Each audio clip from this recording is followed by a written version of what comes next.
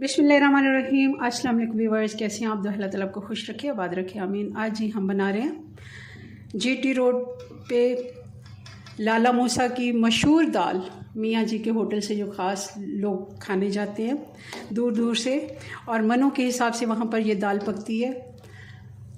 Original recipe आपको देंगे और बिल्कुल वही टेस्ट आएगा। आप बेशक जाके वहाँ पे खा लें। और ये हमारी दाल का टेक्सचर आप चेक कर लें, सेम यही टेक्सचर उनकी दाल का होता है। मैंने खुद खाई है, जब तक मैंने खाई नहीं है मुझे इसका पता ही नहीं था कि इतनी मज़े की ये बनती है।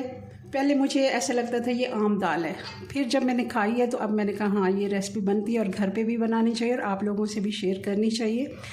और देसी घी भर भर के इसमें डाला जाता है। जितनी दाल हम लेते हैं, अगर 2 कप हमारी दाल है तो 1 कप इसमें देसी घी जाएगा। अगर फ़र्ज़ कि आप 1 किलो दाल बना रहे हैं तो आधा किलो देसी घी ज़रूर जाएगा। देसी घी नहीं है तो मत बनाएं, इसको बनाने का कोई फ़ायदा नहीं है, फिर इसके टेस्ट में कोई टेस्ट आएगा ही नहीं। चलिए इसको बनाना शुरू करते हैं। रेसिपी पसंद है लाइक करना मत भूलिएगा। तो इसके लिए मुझे चाहिए 3 किस्म की दालें।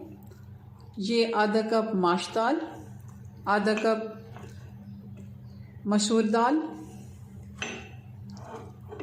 और ये 1 कप हमें चना की दाल चाहिए। अच्छी क्वालिटी की दालें हैं, साफ़ सुथरी। चलें इनको सारी को एक ही बॉल में डाल लेते हैं।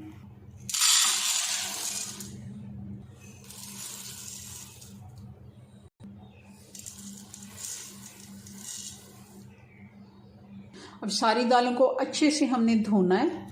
धोने के बाद हम 3 घंटे इनको भिगो के रखेंगे। अच्छे रिज़ल्ट के लिए 3 घंटे भिगोना ज़रूरी है, कम से कम 1 घंटा, वरना 3 घंटे अगर भिगोएंगे तो अच्छा रिज़ल्ट आएगा। अगर गर्मी है तो आप किसी भी ठंडी जगह पर रखें या फिर एक दफ़ा पानी चेंज कर लें इसका 3 घंटे में। वैसे तो इतना कोई इशू नहीं है, गर्मियाँ ज़्यादा होती हैं तो कई दफ़ा पानी स्मेल कर जाता है। तो चलें जी, इन सब को हम धो लेते हैं और 3 घंटे के लिए भिगो देते हैं। दाल को भिगोए हुए 3 घंटे हो गए। अब ये वाला पानी भी फेंक देते हैं और इसको पतीली में शिफ्ट करते हैं। तो अब इसमें पानी डालेंगे। जिस भी कप से हमने नाप किया है, 2 कप हमारी दाल थी तो 4 से 5 कप हम इसमें पानी डाल देते हैं। 4 कप पानी मैंने डाल दिया और 1 छोटा चम्मच हल्दी डाल देंगे और 1 छोटा चम्मच हम नमक का डाल देते हैं और बॉयल होने के लिए इसको आधे घंटे के लिए छोड़ देते हैं। और ये जो इसकी एक झाग सी आ जाती है, ये हम उतार के फेंक देते हैं।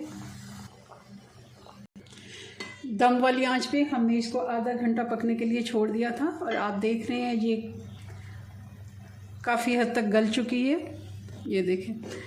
और जो माश की दाल है वो बिल्कुल मिक्स हो गई है और दाल हमारी गाढ़ी हो गई है। हमें इसको ज़्यादा पतला करने की ज़रूरत भी नहीं है क्योंकि हमने पानी जान के कम रखा है। ज़्यादा पानी हमने इसमें नहीं डालना और हल्का हल्का हम ऐसे इसको मैश कर देते हैं। चने की दाल थोड़ी सी इसमें खड़ी रहती है और जो माश और मसूर की दाल है वो बिल्कुल मिक्स हो जाती है। बहुत ही अच्छा इसका इसी तरह टेस्ट आता है। और मैं अब थोड़ा इसको चम्मच के साथ ऐसे मैश कर लेती हूँ, हल्का सा चने की दाल का भी दाना कुछ ना कुछ रह जाए। और अब जी आप देख रहे हैं इसका कलर कितना अच्छा है। और हम इसको 5 मिनट के लिए और हल्की आंच पे छोड़ देते हैं ताकि टोटल इसको 35 मिनट लगें गलने में। और ये देखें इसकी अब ये देखें, ये हमारी दाल जो है इसमें थोड़ा सा लेस भी बन गया है माश की दाल की वजह से। अब हमने इसको साइड पे करना है और इसका तड़का बनाना है। अब एक और कढ़ाई हम ले लेंगे और इसमें आधा कप देसी घी डाल देंगे और एक छोटी प्याज है जिसको बारीक मैंने कट कर लिया है, ये डाल देते हैं। प्याज को हल्का सा गोल्डन कलर आने देते हैं। प्याज पे अच्छा सा गोल्डन कलर आ गया, बहुत ज़्यादा हमने इसको डार्क कलर नहीं देना। अब इसमें 1 चम्मच हम बारीक कटा हुआ लहसुन डाल देंगे। इसको भी इसके साथ फ्राई होने देते हैं सिर्फ चंद सेकंड के लिए। आंच बिल्कुल स्लो रखनी है। और अब दाल हम इस तड़के में डाल देते हैं।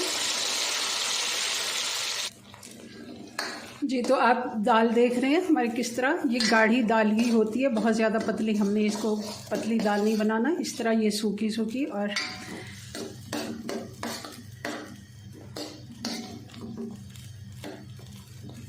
आप चाहें तो इसको प्रेशर कुकर में भी गला सकते हैं, 6 से 7 मिनट के लिए आप प्रेशर दे लें, मगर ये जो टेक्सचर इसका आया है वो फिर प्रेशर कुकर में नहीं आएगा।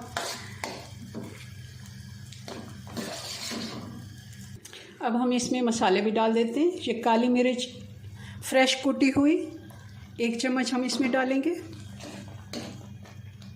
और 1 चम्मच ज़ीरा, ये भी हमने फ्रेश कूट के डालना है।